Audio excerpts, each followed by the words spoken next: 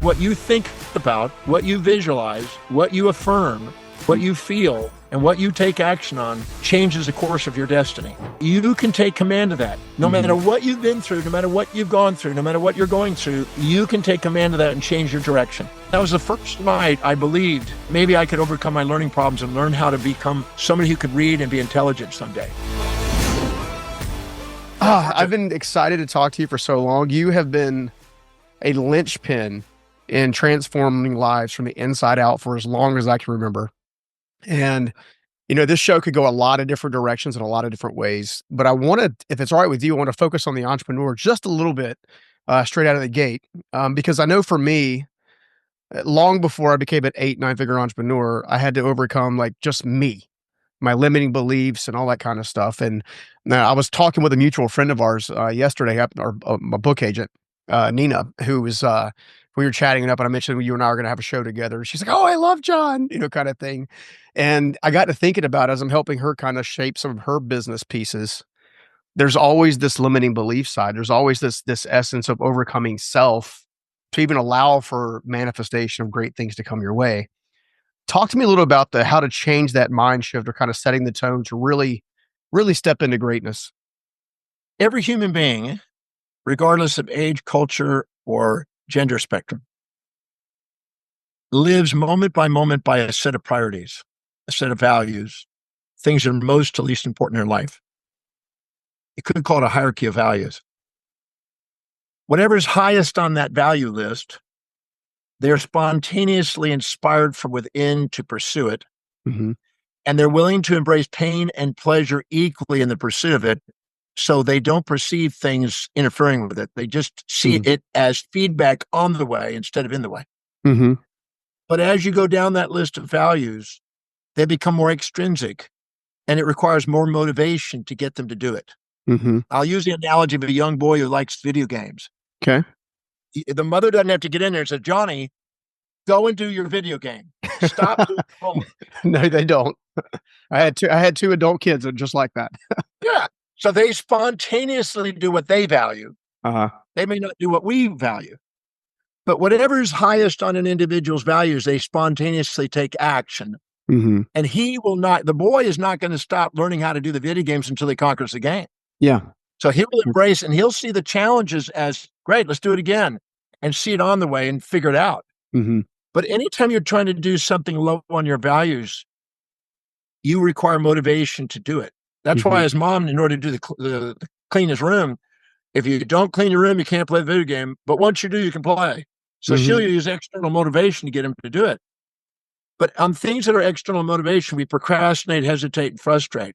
Mm-hmm. And we have a subjective bias instead of an objective view. Mm. And we see things with a skewed distortion.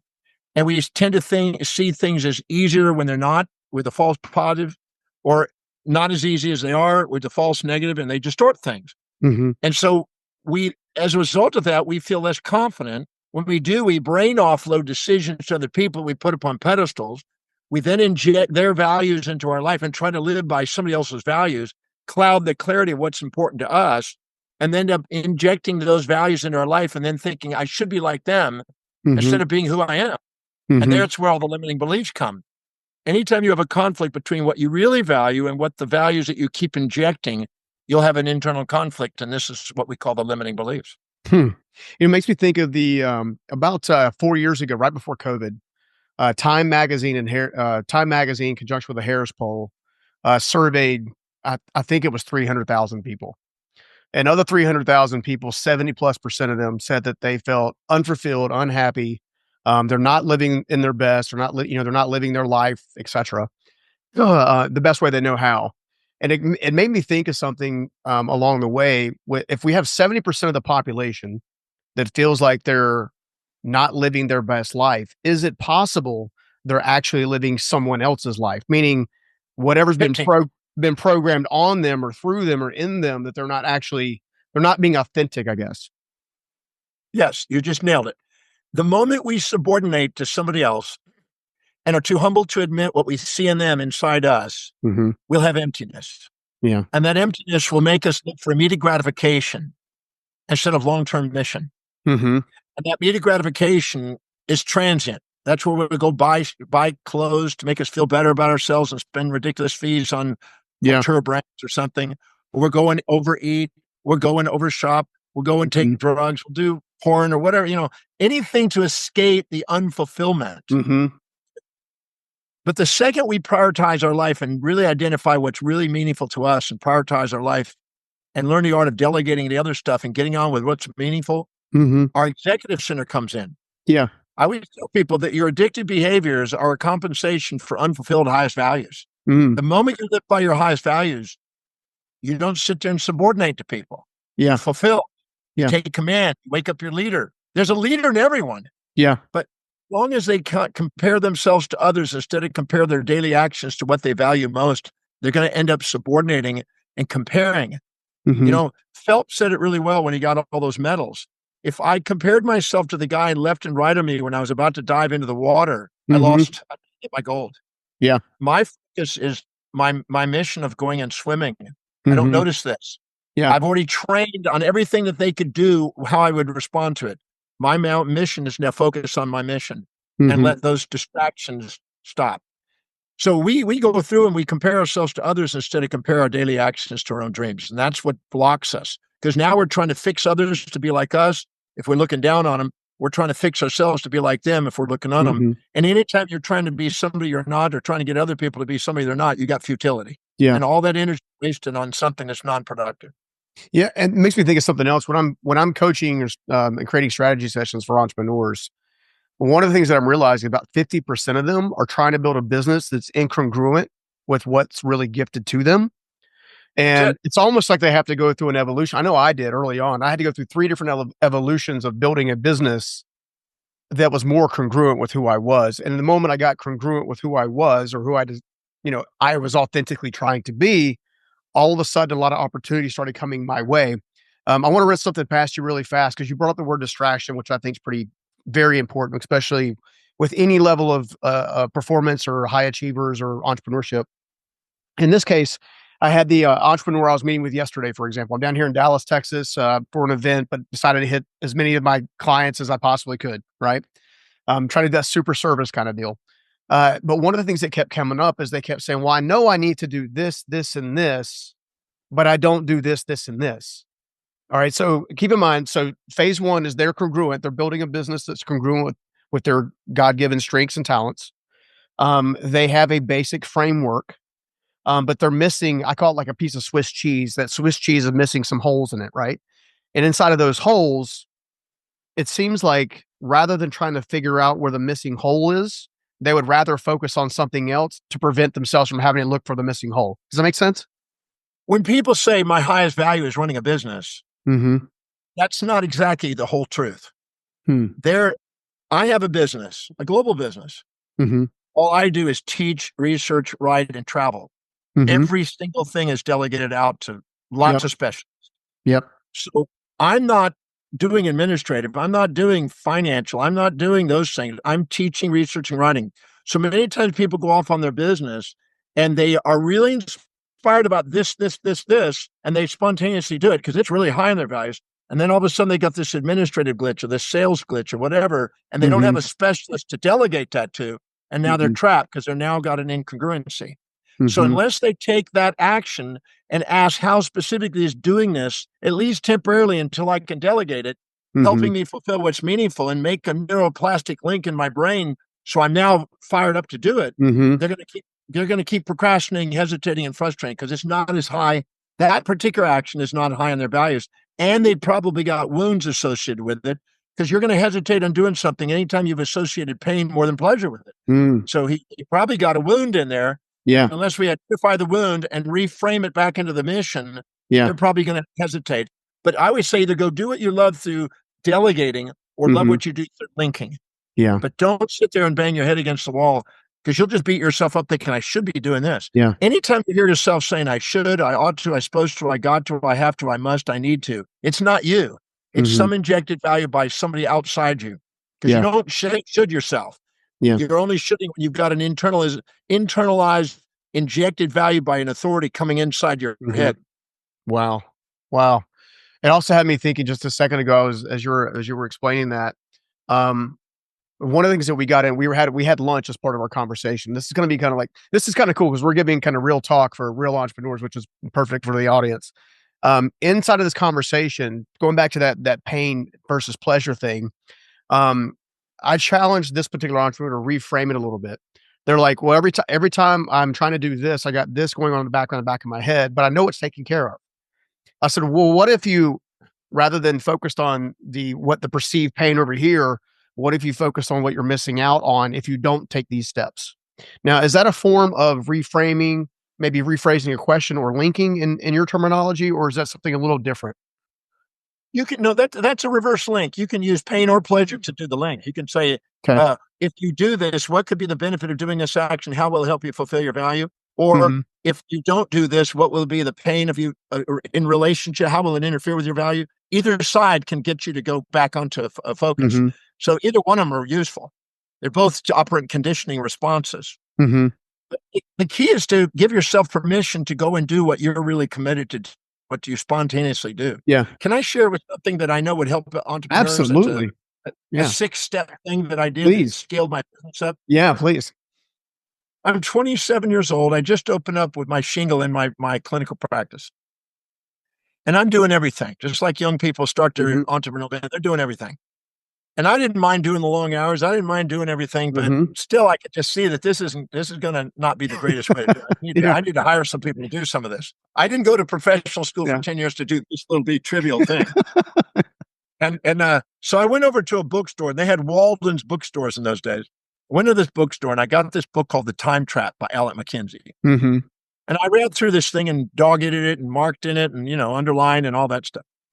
And I summarized it into a 6-step process. Mhm. And if I share it, I guarantee you anybody who's listening is gonna go, "Thank you." Cool. Let's The go. first thing I did is I made a list. I made a form with 6 columns on it. Mhm. So I put 5 lines on a form, 6 columns. Mhm. On the far left column, I wrote down daily actions, Mhm. and I wrote down every single thing I do in a day over a 3-month period that I would do. And I Okay. really got an exhaustive list. And I don't mean vague generalities like marketing. I Mhm. mean, made these calls, documented this system, looked Mhm. up this email address. Granular. I broke it down into the detailed action steps, not Mhm. vague labels. Mhm. And I made a list of every single thing I did, multiple pages, just so I could look at what am I actually doing? Not what I fantasize that I'm doing, not what I wish I was doing, but what am I actually doing in my life right now, honestly? Mhm. I got a drone looking down on me, videoing me, and there it is.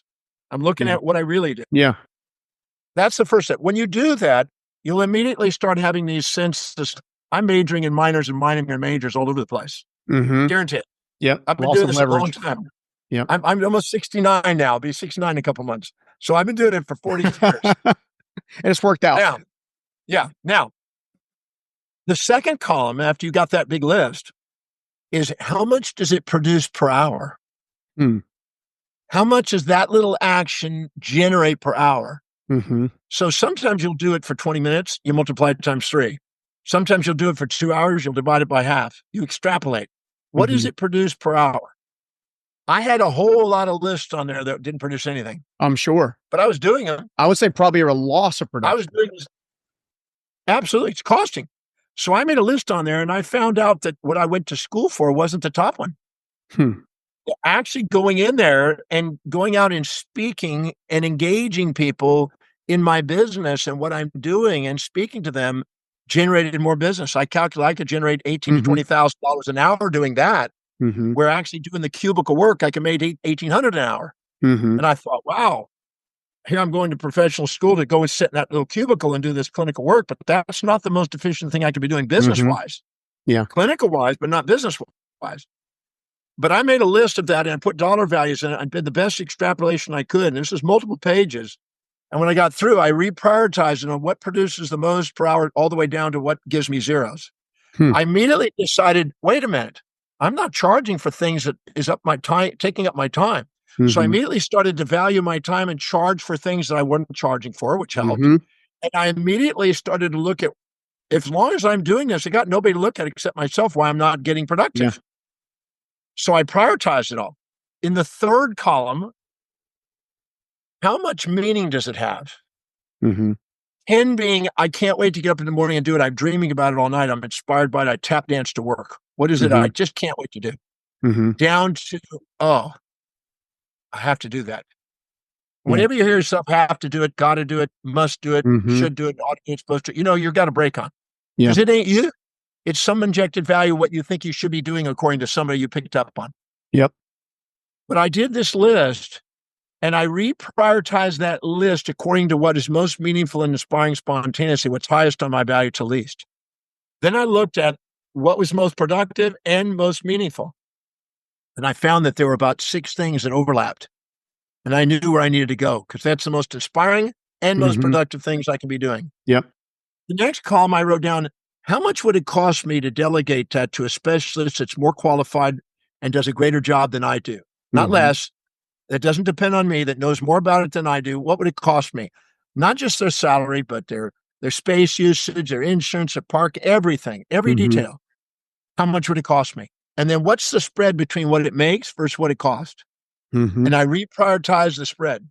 Mm-hmm. And I looked at, now I know what I'm going to be delegating. Now I know what I'm going to be extracting surplus labor value to make more profit margins. Mm-hmm. Now I know what I want to be doing. Now I know what's going to produce the most. Mm-hmm. And the last column is, how much time do I spend on that? Mm-hmm. Or next, 5th column, how much time do I spend on it? Mm-hmm. And the last column, I reprioritized it according to all those variables. Mm-hmm.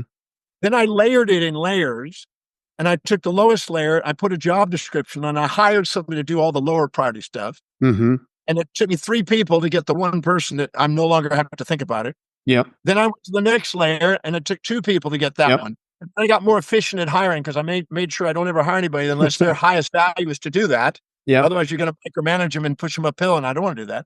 Yeah. And I kept levitating it by going up the scale, releasing all that weight on my back that was low value stuff, but I could extract income from by hiring people, making a difference.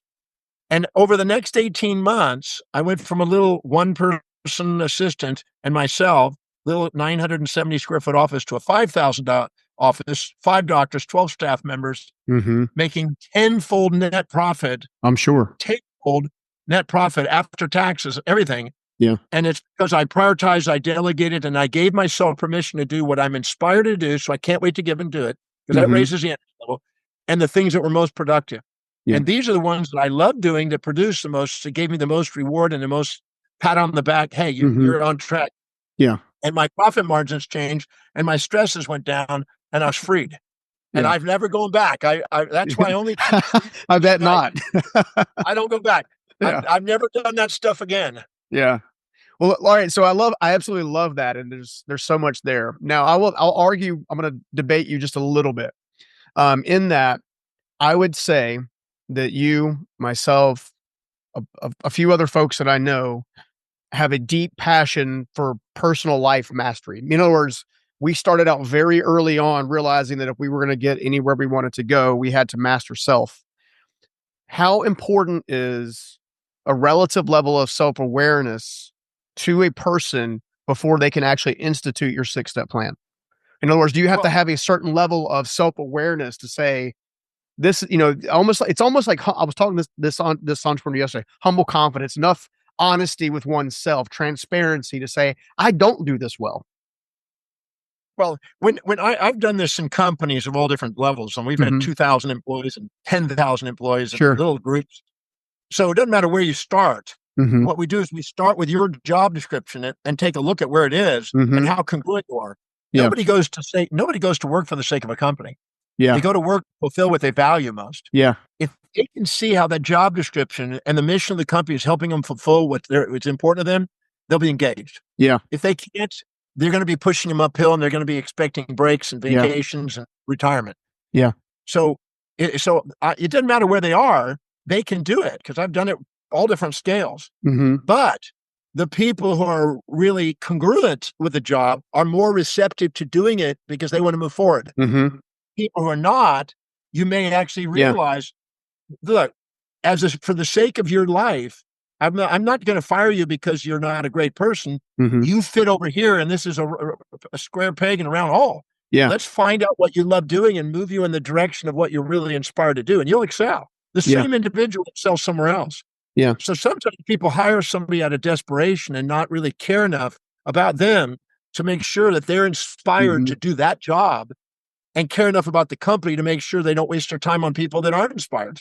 Hey guys, I hope you're enjoying the show. Stephen Scoggins here. I've got something that I think is actually going to blow your mind. Imagine taking your life and your business to the whole another level. I'm talking about an 8-figure level and beyond.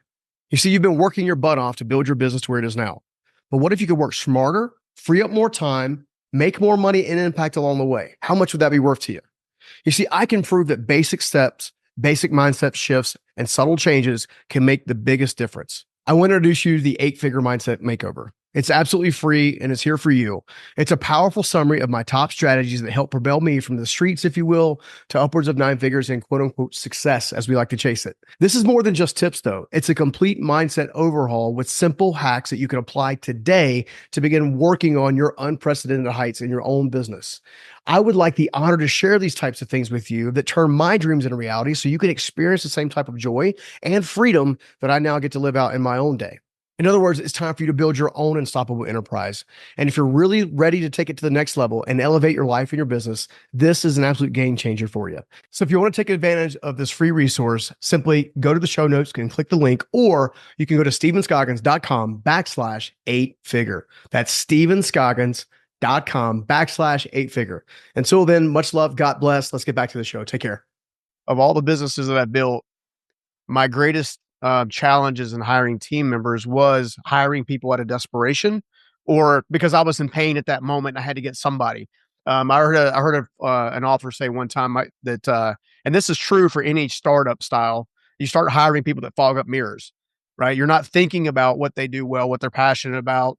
I made this mistake in my early days. I hired a salesperson to do accounting. Those are two totally different skill sets, right? You know what I'm saying? So as you can imagine, it was a bit of a poop show for a while. So would you recommend then, all right, so let's say the entrepreneur goes through the 6-step process. They get super clear on themselves. They get a lot of clarity. They get a lot of direction as a result of that clarity. Would you then say that somehow throughout their hiring formula that they have a discovery mechanism built into how they're hiring folks? I have that. I have a free on my website. Anybody can use it. Any entrepreneur. We have millions of people that use it. It's a value determination process for screening people to know what they're going to be engaged in. So let me share with this. It's a goal. I guarantee. Yeah, please. So when a person comes in, I do a value determination to find out what the hierarchy of their values are. I don't. If you ask somebody, I've been doing value determinations 45 years. If you ask somebody what their values are, you ain't going to get the truth. No, you're not. Well, they don't know. That was my question. Is I don't think they know. No, they don't know. Yeah, they don't know. If you ask somebody, how many of you want to be financially independent? Everybody put both hands and their feet in the air. Yeah. But how many of you are actually living in a way that they're buying assets and not blowing their money? That's not. It's a small percentage, less than 1%. Yeah.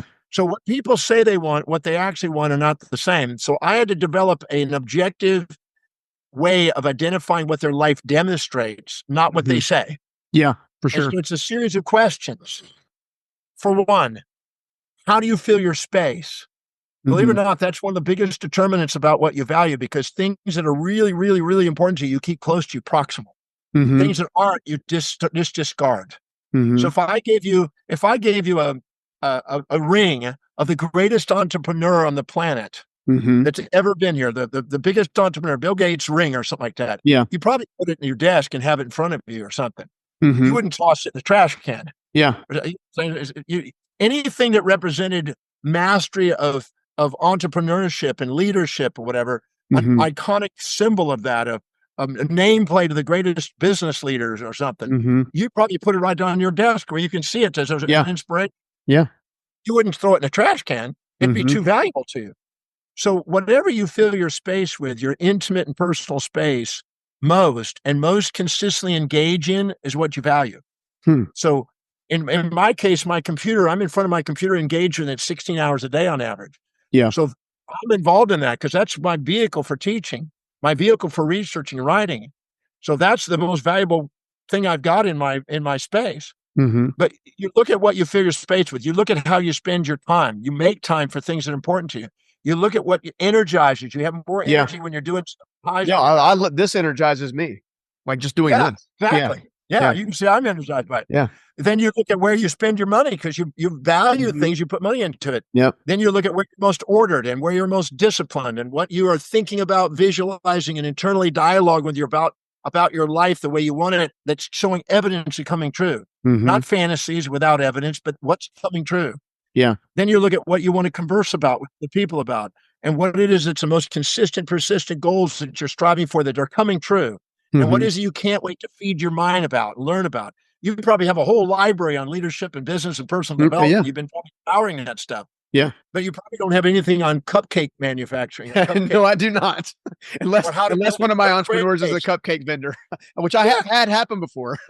Yeah. I taught them how to I sell don't more cupcakes. see. I haven't driven a car in 33 plus years. Yeah. I haven't cooked since I was 24.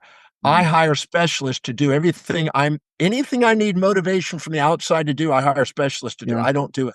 I I love got it. captains and I got chauffeurs and I even got a clock changer.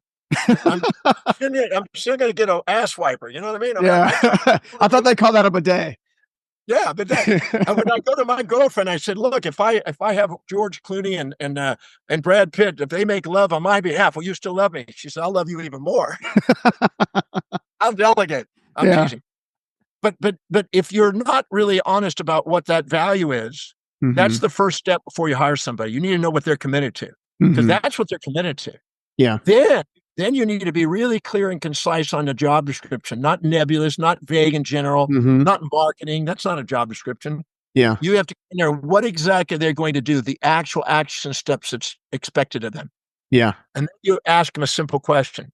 Mrs. Jones, how is doing that action going to fulfill your top value? Mhm. If they go, um, if they even have to look and Yeah. pause, it's incongruent. Yeah. But if they say, blah, blah, blah, blah, blah, blah, Yeah. they can answer the question fluently, congruently, and Mhm. it's sensible and it's logical, Yeah. you put a check. There's Mhm. congruency there. You need to check every job description down to the detail and see how congruent it is with their top values. Top Mhm. 3. If Mhm. it's not, don't hire them. You're gonna be Mm. pushing crap uphill. Yeah. But if you see that it's congruent, you will not have to think about it. They'll take it and run with it. Yeah. That's what Man, you want. that is so true. It just had me thinking. I went through just recently, and I've got some fairly successful businesses. Um, I just hired a brand new CFO, and you can tell he's absolutely passionate about finance because that's all he focuses on. Like he gets lit up when he finds and I get lit up too when he finds hidden money because he's found money in places that we were just paying out or whatever. But more importantly, he is he's not just consistent with the financial matters in front of us. He's consistent with the financial matters of what's ahead of us. Really helping us scale, really help us think. And and I've done every single position in my businesses at least once. But I'll also tell the audience as a rule of thumb that while you may get it started, you want to delegate or find an integrator or find someone as soon as possible that can allow you to bandwidth to do what you're really good at. Because I realized I'm really good at vision, I'm really good at strategy, and I'm really good at relationships historically. Just building great relationships with great people, and then as osmosis, sales come, right? I'm not great at the details. I don't want to be involved in every checkbox or whatever. I do like financial. I like being able to see what financial does. Like, I like my executive dashboards. I want to be able to see what's going on, but I can scan an executive dashboard now in about 15 or 20 minutes, to make sure that I don't, because I've been a victim of embezzlement before, to make sure that I don't have those type of shenanigans going on. So I think that's absolutely valuable. Please make sure your team sends us a direct link for that, and I'll drop it in the show notes for sure. I want to move on to something else really. Actually, it's kind of the same thing. It's kind of around dissolution is not the right word. Delusion. I find that sometimes entrepreneurs have a little bit of a delusional value about how long something's going to take and how much effort it's going to require. What can we do to prepare them to really be willing to do the hard work first, since there is a phase of a little grind and pain early days before you can get into really scaling yourself and scaling your business? Okay, this goes back to the brain because it's a brain function. When your blood glucose and oxygen goes into the forebrain, you're more objective and your perception of time and strategies are more effective, because that's the executive center does that. It strategizes, mitigates risk, and sets real time frames. When you're in your amygdala, because it's in survival mode and it's trying to capture prey or run away from predator, it has to accelerate the adrenaline to get you to capture the prey or accelerate to get away from the predator. And so it has to subjectively distort reality in order to capture prey and avoid predator. So anytime you're in lower priority things, the blood glucose and oxygen goes in the amygdala and you distort reality. You don't set real goals. And you go into pride and you set too big a goal in too short a time frame, or shame and self-depreciation, too long a time frame, and too small a goal, and you distort it and you're not present. That's why it's so important to prioritize and delegate, because the moment you prioritize, stick to priority, your blood glucose and oxygen goes into the highest part of the brain, the executive center, forebrain, and you're more objective and more strategic, and you're not distracted by the emotions and vicissitudes of what goes on, because you're delegating that. Yeah. That's why it's important to hire the right people to delegate it, so you're free to get focused on the vision. The forebrain is linked up to the visual cortex, and it allows you to see the vision, and those that can see the vision can strategize it, and they can put realistic expectation because they've got the experience. But the people that are in their amygdala will automatically distort things. That's why people that gamble, that they think they can know the future, and then they find out the past. They learn by trial and error instead of learn by strategy and looking at the intrinsic value of an investment and look at what the mean actually is long term. And those are the people that end up building wealth, not the gamblers. Yeah. And so when you're gambling and shooting from the hip and going from an amygdala response as an entrepreneur, you're going to probably have a high volatility and be out of governance. Yeah. Well, it also makes you think too that entrepreneurs in general, if they really want to try to find wisdom and confidence, it's going to take consistency, right? So doing the same things well repeatedly, which includes prioritizing correctly, making sure you got the right leverage points. I was dealing with a young man not too long ago that I coached for probably 3 years before he ever took action. So it took him 3 years to take the first step and then start actually applying what he was being taught. And from day one to year one, he ended up grossing $300,000 that year. Just because he started kind of like really focusing on that category of moving forward, doing a lot of the things you're talking about. I want to pivot slightly, if it's all right. And just because I'm very familiar with your work. I've been a student ever since The Secret, and I know John and Asraf and other people. And I want to make sure the audience, especially our Z's and our X's and our Y's and our other alphabets we're probably working on right now, have a really good understanding, because obviously you're spitting out gold. This is what you do. You've been doing it for a very long time. You're very consistent with kind of your approach, and you've helped, I don't know, countless people be successful. Talk to me a little bit about your story and how you got to where you are, because I know that, there's a little bit of commonality in kind of our early days kind of things, and that, things weren't always obviously as succinct and clear as they are now. And I think it would be good for the audience to have a really good understanding about, what made you, basically. When I was born November 25th, 1954, I had some sort of positioning in the womb, I guess, odd, and my hand was turned in and my leg was turned in. So when they really didn't pay much attention to it till I tried to stand up and walk. When I did, I kept falling over. So I ended up having to wear braces on my arm and leg to straighten out my arm and leg. And the constraint and the restriction of that, when all the other kids are playing and stuff like that, I really think was the perfect thing for me to have as a void to drive to want to be able to be free to travel the world. Because I've traveled a lot. I bet you do. I've traveled over 20 million miles on air, and I've sailed, God knows, probably a couple million miles. I've been 22 years living on my ship. So when I stop about it, the world is my home, as far as I'm concerned. I don't live in a little spot. I travel the world all the time. So that had something to do with it. Then I was told about a year and a half old, I had a speech impediment because I wasn't using my mouth properly, and I had to put strings and buttons in my mouth. And that was the perfect thing, because I had a speech impediment. Perfect to be a speaker. Yeah, right. Then I got to first grade, elementary school, and I tried to read, and it wasn't working. And the teacher said, well, you're going to go to remedial reading. And then finally, I had to wear a dunce cap.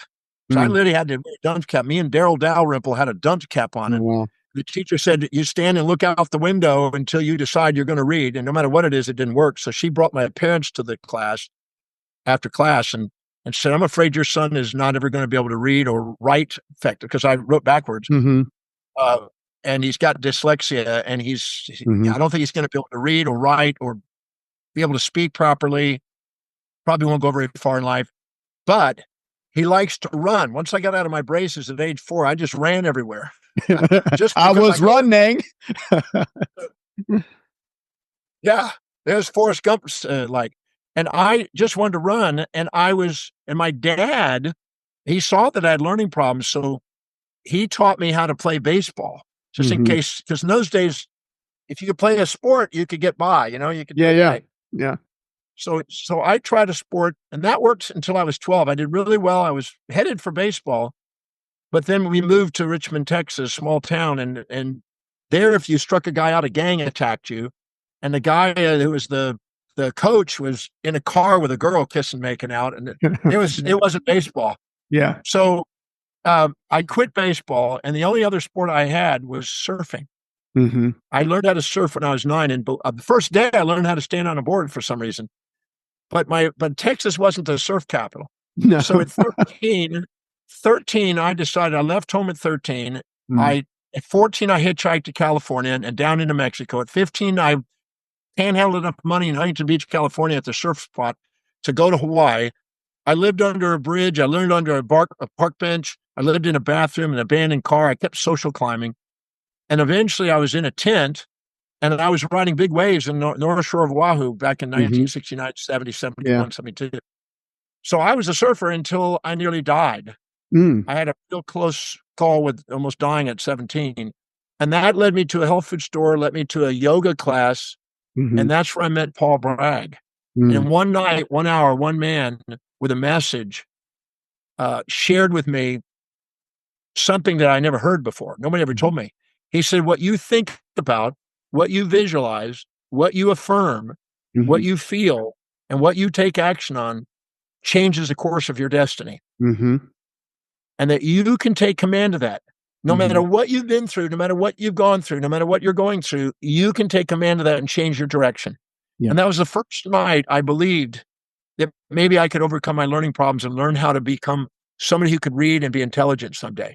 So at 17, I had a dream to overcome my learning problems and become intelligent. And that was a long journey. That wasn't overnight, but that was a long journey. You go and learn how to read a dictionary and memorize words and pronounce them and spell them. And it was a slow process. Then I went back to school, and then I never stopped. Once I learned how I could read, I've read nearly 31,000 books. And so I've been on a reading curve for 51 years now. And that has helped me learn. And I love sharing. If you learn something, you learn it better. That's right. So I've been on a mission. So since 17, I've been on a mission, and at 18, I've been teaching, and I've been teaching 50, almost 1 years. Wow. And anything and everything that can help maximize human awareness and potential, particularly in business and in your career path, but in any area really, because they all work. If you go and do really well in business, but you have, you're not doing great in your relationship, your health, and you're defeating yourself. So anything that maximizes human awareness and potential, I've been exploring and studying and trying my best to try to help entrepreneurs and people and leaders and stuff do something amazing with their life. Yeah. I thank you for sharing that. The reason is I want people to fully understand, no matter where they are in their journey, like, I really want them to have hope, right? You had your friend, I had a man by the name of Steve Meyer that changed the course of my life. I also deal with dyslexia. I'm also self-diagnosed or family diagnosed with ADHD. I have the ability to hyperfocus or be completely oblivious. Part of why I do what I do nowadays is because I believe that anyone can do anything if they really want to do it. Right. And this journey is part of that. Exactly. If it's really high in their value, they'll do it. Yeah, exactly. Talk to me about it, because it seems like, at least now I'm gonna be a little personal with you. It seems like, at least for me, my values have shifted from self to others. So almost everything that I do, even from the podcast to creating my live event building, to creating the hybrid studios and stuff that we've done, to who I associate with, who I try to coach and help, all seems to, and I had this epiphany not too long ago. It all seems to be me doing what Steve Myrick did for me for other people.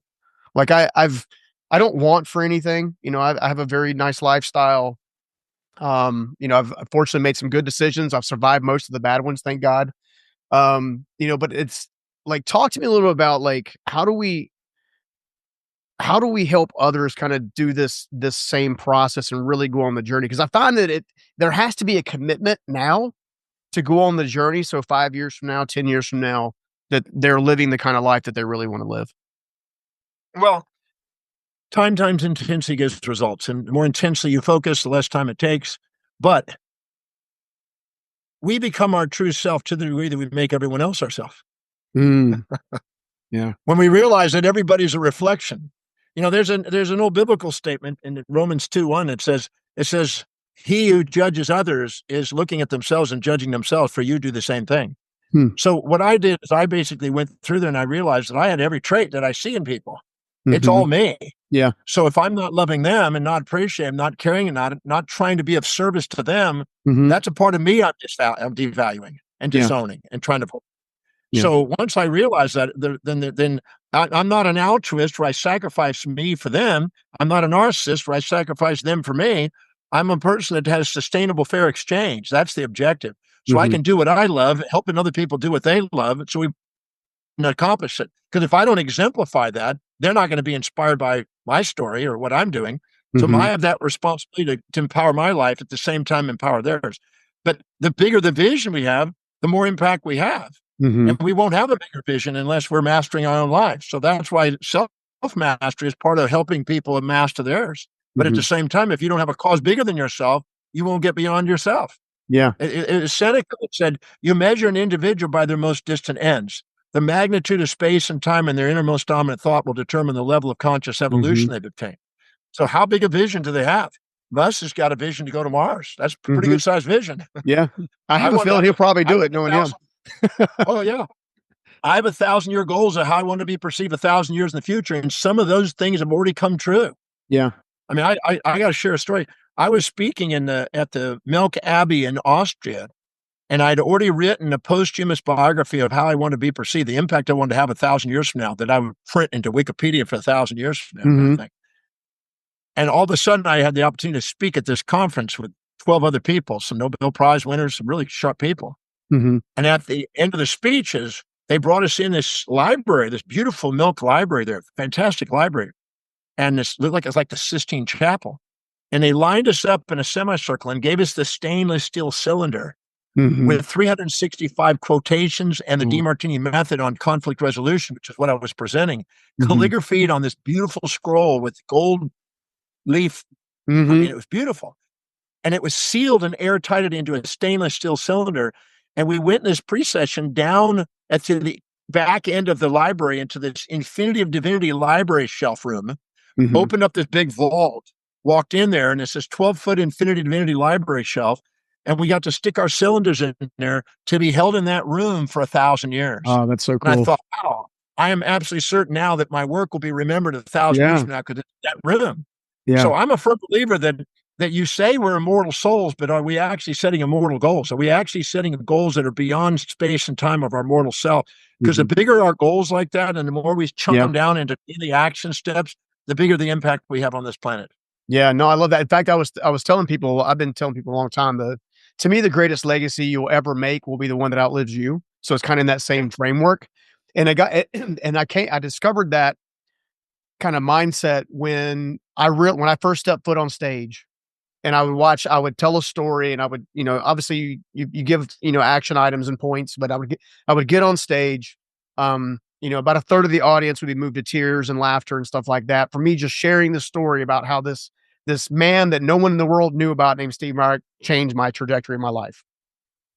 And then I realized that every single time that I step on stage or step in front of a camera or a podcast, anytime I mention his name and any elements of kind of how he helped me change, he passed away in 2003, and his legacy is continuing through me, so it's that same kind of mindset, which I think is really powerful.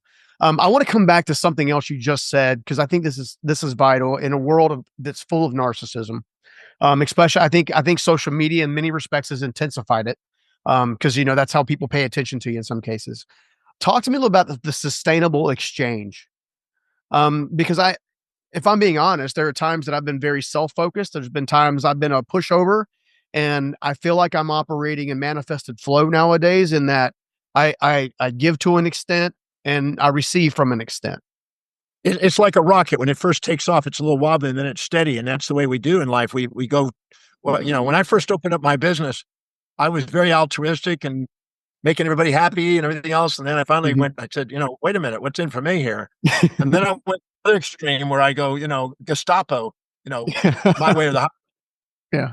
one of those get you anywhere, right? If you get cocky and narcissistic, you get humbled because you're not meeting the people's needs and the employees' needs, and they end up getting a Teamsters union to fight you to bring you back down, or a customer leaves you and the stockholders get to withdraw their money, and then you get humbled, or you're altruistically sacrificing your profits. Neither one of those gets you anywhere. Eventually, you say, "Damn it, I'm worth more than that," and you go back up. So nature's giving all the symptoms in a business are nothing more than feedback mechanisms to get you authentic. Bottom line, it's getting you to be authentic, live by your highest value, be most objective, delegate the highest priority things to other people that are not yours, and get on with the highest priority things that are yours. Yeah. All the symptoms of doing that. But sustainable fair exchange is when you're not narcissistic trying to get something for nothing, not altruistic trying to give something for nothing, but you're caring enough about yourself and caring enough about the people you care about, which are all the employees, customers, stockholders, shareholders, everybody, even the ecology. Anybody that it's wise to care about, if you can find a win-win between all of them, you're on your way to having a magnificent business. But if you try to get something for nothing or give something for nothing, you'll just get the symptoms that it creates to teach you to go back to having a fair exchange. Dr. J, I could talk to you for days, weeks, and years. I absolutely love you, brother. I can't thank you enough for coming on the show. Big time. Where can everybody find out more about the Demartini method? Because I think that everybody should do a deep dive. Well, all you have to do is go to drdemartini.com. And on there's the Dr. Demartini show for the podcast kind of stuff. Or they just go on and just browse the website because there's enough stuff to keep busy for lots of 4,000 years. Yeah, you're gonna even though look, you could be a Christian, but you're gonna need to be a Buddhist for one thing, because it's going to take you more than one lifetime to get through just my website. Got too much stuff on there. But the point is that I've done probably 9,000 interviews over the last few years, and they're all on there. You can go through and look at all this information and save yourself a fortune on education. But take advantage of the website because it's just loaded with great ideas. I know. I've been doing this 51 years, and you pick up a few things along the way, at least a few. And there's got to be at least one good idea there. One good idea. Yeah. And I ask people at the end of my program, the Breakthrough Experience, which was my signature program, how many of you learned something this weekend that you could have gone your whole life without learning? Every hand goes up. Yeah. So I feel pretty confident that there'll be something there. Just like when you do a podcast, you've learned certain things, and you want to share it because it'll make a difference. If you do, you're fulfilled and they grow and everybody wins. And that's the most fulfilling thing we get to do every day. Absolutely. Well, I'll make sure we link it all in the show notes and all that good stuff for everybody. But man, thank you so much for coming on the show. I greatly appreciate it. This has been a massive blessing, and I know the audience is going to love it. Thank you. Appreciate it. You're helping me fulfill my mission. So thank you. I hope you liked that video. And if you did, make sure you check out this next video right here. I care deeply that people actually take action with the content I create. Action creates clarity, clarity creates results. And so it's not enough for me to people read my book and think, that's a good book. That good job, Amy. Yeah. Nothing is going to come of that